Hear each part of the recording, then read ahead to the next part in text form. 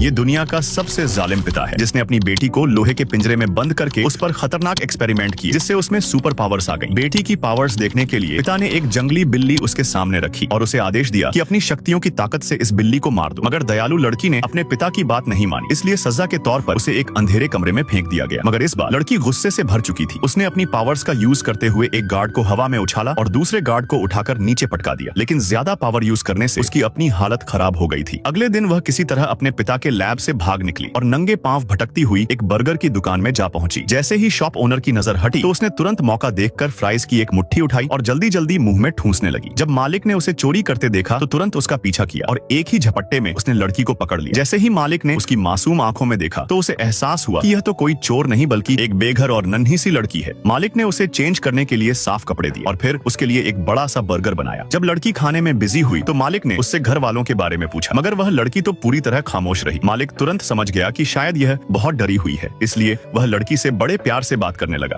तभी अचानक उसकी नजर लड़की की बॉडी पर बने 011 के टैटू पर पड़ी। लड़की का नाम 11 था। मालिक ने यह सोचकर चुपचाप पुलिस को कॉल कर दी कि शायद इस लड़की को घर पर टॉर्चर किया गया है, जिससे भागकर यह यहाँ आई है। तभी अचानक रेस्टोरेंट का इलेक्ट्रिक फैन खराब होकर जोर जोर से भनभनाने लगा। जब 11 ने गुस्से से फैन को घूरा तो वह तुरंत रुक गया। 11 ने दुकान में मौजूद हर चीज पर अपनी शक्तियां आजमाने की कोशिश की। आज उसे जीवन में पहली बार मजेदार आइसक्रीम चखने को मिली। तभी दरवाजे पर दस्तक हुई। मालिक को अंदाजा नहीं था कि पुलिस इतनी जल्दी पहुंच जाएगी। जैसे ही लड़की ने बाहर पुलिस को देखा तो वह डर गई, क्योंकि शहर के सभी पुलिस वाले तो उसके पिता के अंडर ही काम करते हैं। जैसे ही वह अंदर आए तो 11 घबराकर भागने लगी। उसके बाहर निकलने से पहले ही सबने पिस्टल्स तान कर उसे घेर लिया। जब उसका पिता वहां पहुंचा तो देखा कि 11 उसके सभी साथियों को मारकर वहां से भाग चुकी है। उसी रात जब कुछ लड़कों ने 11 को अकेले वीरान जंगल में भटकते हुए देखा तो उसे अपने घर ले आए। जब 11 ने उन्हें अपनी कहानी सुनाई तो सबने उसे यकीन दिलाया कि वे किसी को भी इस बारे में नहीं बताएंगे। मगर अब आर्मी फोर्सेज ने पूरे शहर को अपने घेरे में ले लिया था। उन सब का एक ही मकसद था, 11 को पकड़ना।